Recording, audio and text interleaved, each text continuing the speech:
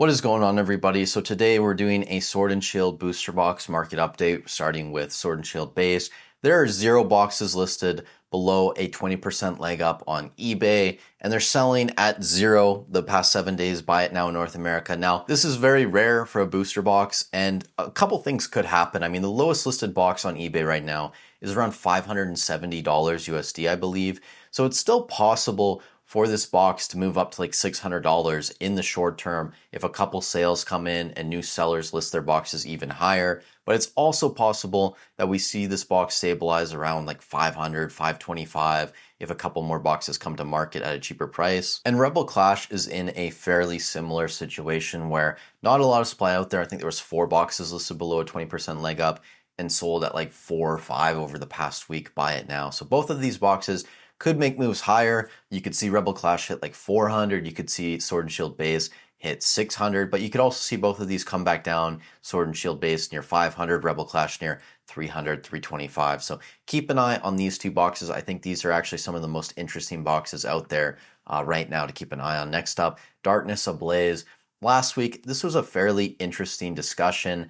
This week, not so much. There's a new seller on eBay, not a new seller, but a new person who's listed Darkness Ablaze booster boxes. They put up 6 cases, I think. There's 34 more boxes listed from them. So the supply this week compared to last week has basically doubled. The sell-through rate on the box has also come down. So we'll keep an eye on this just to see where the sell-through rate goes. But in terms of supply on the market, it's much higher. So I don't think this box is going to jump up to $300 anytime soon. Next up, Vivid Voltage.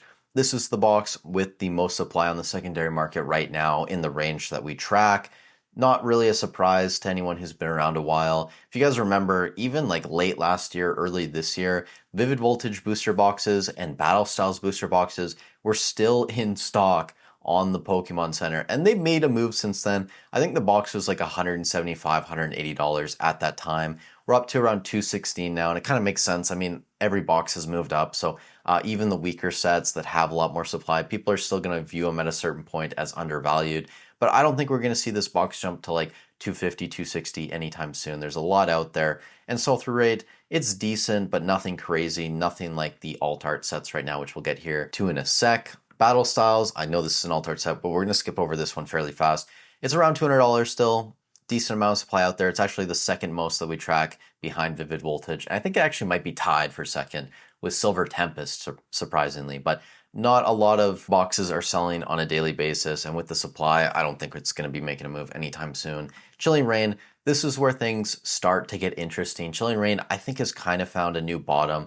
When I'm looking at the market and what I track, a lot of these alt art sets have moved into a range now where I think they're primed to make another move. The last time I saw this much red in the spreadsheet was about the time we saw these boxes move up a couple months ago. And when I mean red, I used red as a color code in the spreadsheet to illustrate that a box is getting closer to potentially making a move up. So Chilling Reign's getting into a range now where there's only like 10, 11 days of remaining inventory on the market. And again, that's not super accurate because more boxes can come, but the lower that number gets, the more likely we're going to see a move up on the box. And Chilling Reign is now entering that range. So keep an eye on Chilling Reign. Evolving Skies was already in that range, and Evolving Skies is the only box from Sword and Shield over the past couple months that has continued to move up. A lot of other boxes like Fusion Strike, Brilliant Stars, Chilling Reign, even Lost Origin, Silver Tempest, all kind of pulled back a little bit. Evolving has continued to go. I think Evolving Skies, it is really likely this box hits $2,500 by the end of the year, and I would not be surprised at this point if it even hits $3,000, as crazy as that sounds. And we'll come back to Evolving Skies here in a second at the end of the video to have a little bit more of a discussion, but keep an eye on Evo Skies. It's in the same situation as Chilling Reign right now in terms of days of supply remaining, maybe a couple days difference, but it's in that range where it's going to continue moving up. Fusion Strike is now entering that range too. Part of that is, I believe there was a couple less boxes on the market this week for Fusion Strike, but the sell-through rate on Fusion was definitely up over the past 7 days. For most of these alt art sets like Chilling, Fusion, Lost Origin, Brilliant, all of them were selling at a higher pace this week compared to previous weeks. And I think that's a good sign, right? If people are now buying up more of these boxes, even moving into summer. Fusion, again, keep an eye on it, could move back towards $800. Next up, Brilliant Stars Kind of the same situation as Chilling Reign. It's pulled back a little bit over the past 6 weeks, 5 weeks, something like that. And it's now entering that range again where it could potentially make a move back to around 420, 430. I think compared to Fusion Strike, Evolving Skies, and maybe even Chilling Reign, it's a bit less likely to make that move. I'd expect those first 3 sets, Chilling, Evolving, Fusion, to move before Brilliant Stars does, just based on what I'm seeing, but it's still in striking range.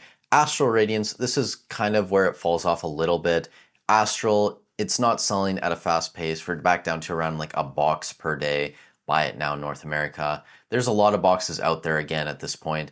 If you guys remember, maybe like 6 weeks ago, there was almost no boxes below $400 on eBay. We now see boxes of Astral up for like $330, $340, I think. So this does serve as a reminder if you guys are trying to buy some of these Sword and Shield sets or Sun and Moon sets, whatever. If something's climbing quite fast, maybe you want to get in while it's going up, but that can also be incredibly risky because more often than not, once these boxes get to a tipping point, they normally pull back a little bit over the next few months. And we're seeing that right now with Sword and Shield. And again, you can go look at the graphs. If you look at Astral Radiance, pulled back a little bit. The Brilliant Stars one is much more obvious there. And Chilling Reign, I mean, same deal. Lost Origin looks pretty much the exact same. Silver Tempest, a little bit different there. But for most of those boxes, you can see you're probably going to get a better entry point if you just wait out a couple weeks. Again, it could continue going, right? And then you miss out. But I'm sure there were lots of people a month or 2 months ago that bought Astral around $400 that are kind of just annoyed with themselves, right? That they could be buying those boxes at $340, $350 at this point. Moving on to Lost Origin, this is another box that could be making a move up in the near term. I'd probably clump this with Chilling, Evolving, and Fusion rather than with Brilliant. I think there's a higher chance Lost Origin moves just compared to Brilliant Stars and some of these other sets like Silver Tempest, which we'll touch on here in a second. And I can't remember the numbers exactly, but I think Lost Origin was the highest or second highest in terms of sell-through rate this week on eBay from all of these alt art sets in the Sword and Shield era. And then finally, Silver Tempest. This is a box that moves fairly well, but there's a decent amount of supply out there. I think I said earlier in the video, it's tied for second with Battle Styles right now in how many boxes are listed below a 20% leg up from TCG player price. If we see a lot of the other alt art sets move up though, like Chilling, Evolving, Fusion, Lost Origin, chances are Silver Tempest will probably move up with it, but it's not going to be one of those leading the way and moving first. And all of this is to say that it seems Sword and Shield era is kind of following Sun and Moon era right now. So to piggyback off yesterday's conversation, it really does seem like people are hedging against the uncertainty in the Scarlet and Violet era market. Now, I don't think anyone's saying these Scarlet and Violet era sets like Prismatic, Surging, 151 are bad. That's definitely not the case, but a lot of people just don't know what's going to happen and feel much more confident putting their money right now into Sword and Shield and Sun and Moon era. And if that continues to happen, which I think it will over the next, say, 6 months, 8 months, maybe even a year, you're going to see Evolving Skies just continue to climb. I mean, this is the clear front runner. When we look at the Sun and Moon era, it's Team Up. Team Up's now selling almost $7,000 USD per box.